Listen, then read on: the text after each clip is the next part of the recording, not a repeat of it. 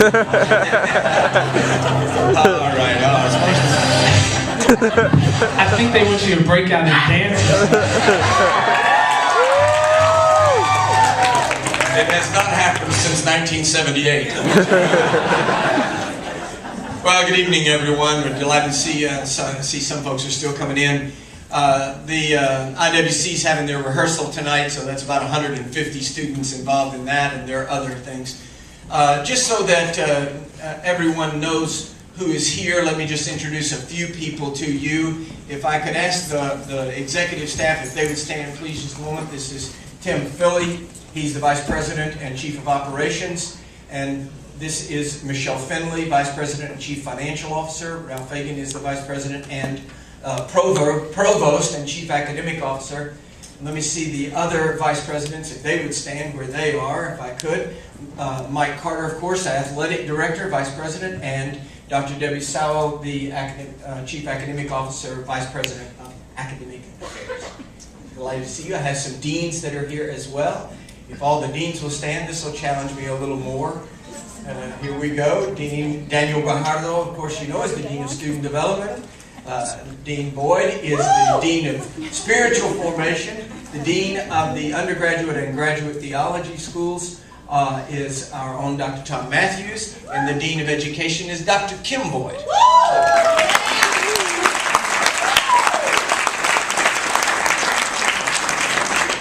Well, on behalf of the Board of Trustees and the administration, I want to greet you this evening, and I'm looking forward to this opportunity to just share with you a little bit, and then we'll see what kinds of questions you may have for Mr. Green and for me.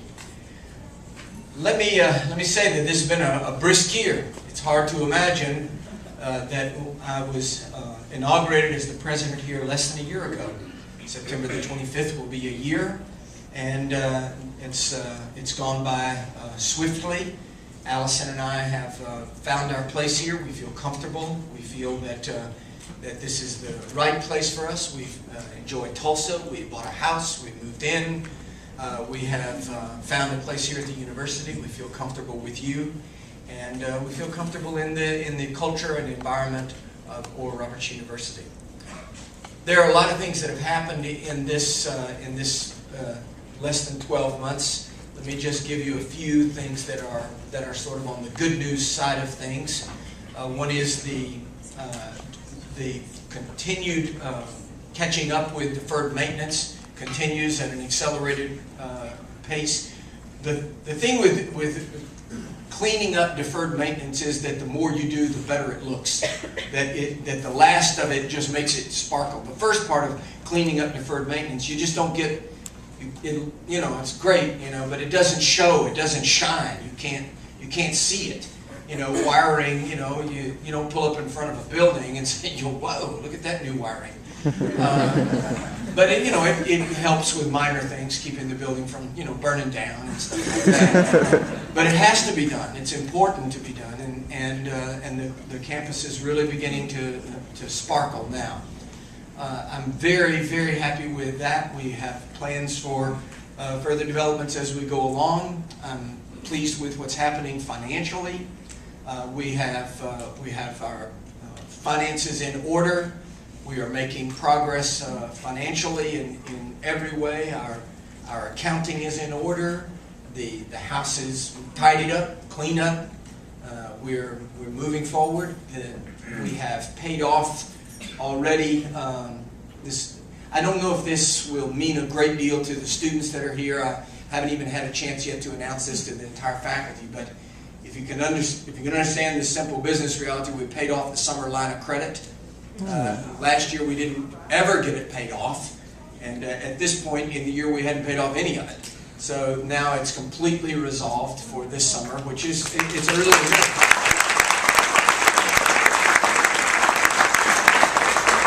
We borrowed half as much. Summer line of credit, everybody clear?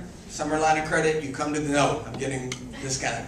Okay, summer line of credit, you come to the end of the school year, you have no more substantial revenue that comes in until August when registration happens, so you've got this gap. you haven't had any revenue since January, you don't have any again until, I mean substantial revenue of any kind, until August, and you run out of money. Now what do? You get a revolving line of credit with a local bank, you borrow short-term money at interest, and then when the revenue line comes again in August, then the hope is to pay it off. Now what can happen is a very, very negative kind of thing can happen in higher education, and it's not unheard of at all, but it can happen, and that is a kind of a sharecropper thing. You borrow money to buy seed from the man at his store at inflated prices. You plant your seed. When the cotton comes in, he gets half your crop. The price of cotton has plunged, so you don't get as much money as you thought. So now you don't have enough vegetables to get through the winter. So what do you have to do? Go to the company store and buy food from the man. Now you owe him money. And so when the planting time comes again in the spring, you don't have any cash. And it's a kind of cyclical slavery that's set in. When that happens in higher education, you borrow money in the spring, you pay it off when the school starts. Whatever money is left, you use that to live till January. Whatever money is left, you use that to get to the spring, and you borrow money again. You've got to get out of that cycle. That cycle has to end. To get out of it, though, to get out of it, there's only one way out of it, and that is you've got to increase revenue and jam the brakes on expenses. So, you know, the car is barreling down the highway and you jam your foot on the brake, everybody hits the windshield. And yet that cycle has to be broken. I did not expect to break it this fast. I'm extremely gratified. Everybody has played by the rules. All the departments did what I asked. Everybody cut budget. Everybody tightened their belt, and it worked. So now we're going to be able to start the school year with the LOC paid off, and I believe I have to manage some expectations here too. The chairman of the board is sitting right here, and he's going to hold me accountable for this. But I really do believe that we're going to finish this fiscal year substantially in the black. And that was not something the board and I discussed that happening in another year. And I think this year we're going to finish substantially in the black. I promise you won't have to wait for an announcement. You'll be able to hear it when I get the news. In fact, I've told Michelle Finley, as I said, as soon as if you get where you're within $1,000 of finishing the black, call me. We're going to take up an offering. Tim Philly has done a wonderful job on the grounds and maintenance, doesn't everything just absolutely wonderful.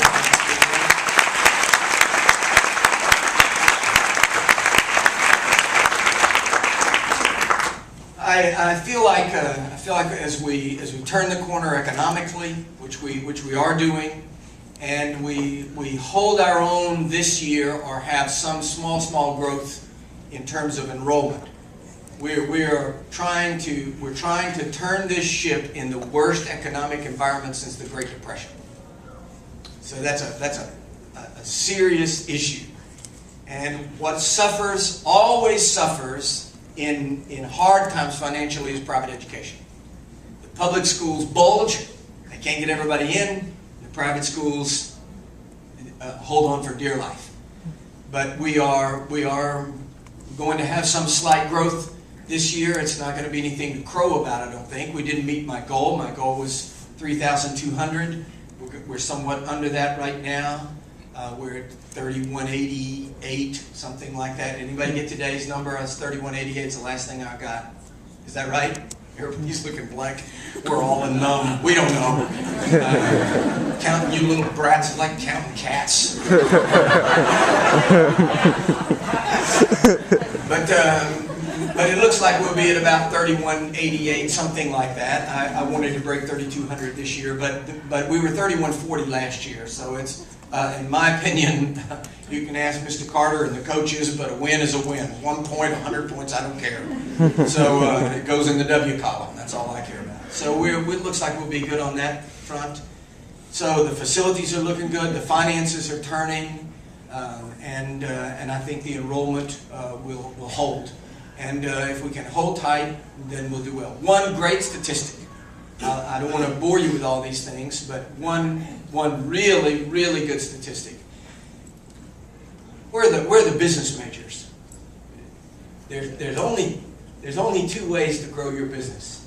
You either have to get more customers, or you have to keep the customers, and you have to keep the customers that you have. It's as simple as that. If you're losing customers, you've got to get more than you're losing. So you have to get that many just to make up for the ones that are going out the back door. So this university has averaged somewhere in the low to middle 70% of freshman retention. That's freshmen who stay over and do their sophomore year. And this year we're at 81.1% of retention.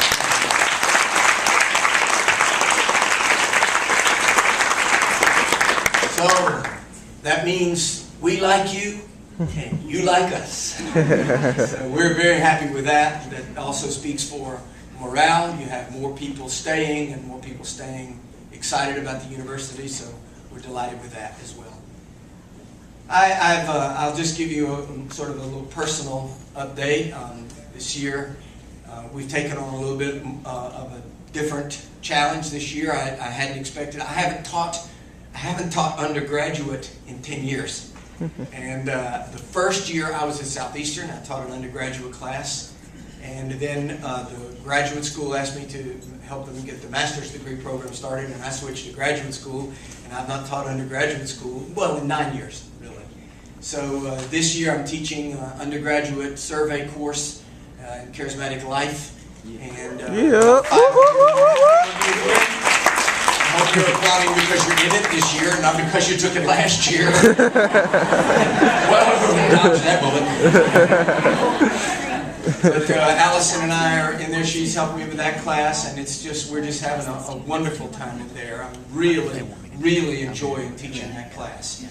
And the programs of the university continue to expand. We are looking at some possibilities. We're understudy on the possibility of a couple of PhD programs, particularly in nursing and also in theology. Probably maybe the theology program may be a hybrid program between theology and business, which is not unheard of. I know that may sound a little strange, but we'd like to raise up some preachers that could add.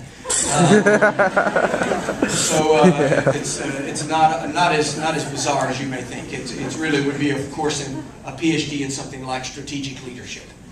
So we're thinking on those terms. We're understudy on those. We're pressing ahead. We have our on-site visit coming up for our online. Is that in November? November 15th and 16th. November 15th and 16th. And I don't know what kind of shape your prayer life is in, but listen to old Dr. Mart. If you have any pull left with God, you need to fasten your prayers on November 15th and 16th. Now, I need this site visit to pass. I need people to walk in here from the Higher Learning Commission and say, "Blessed be thou of the Lord. Go and do likewise." And I need you to pray that we'll pass that with flying colors. We have a good program. There's no reason we shouldn't. And so I'm not asking you to pray that some miracle will happen, regardless of what's printed on our gymnasium floor. I'm just asking you to pray that it'll go as it ought to go, and that is that we will pass. Well, I don't think I have anything else to add particularly. I think what we've done in the past is take questions. And so, Mr.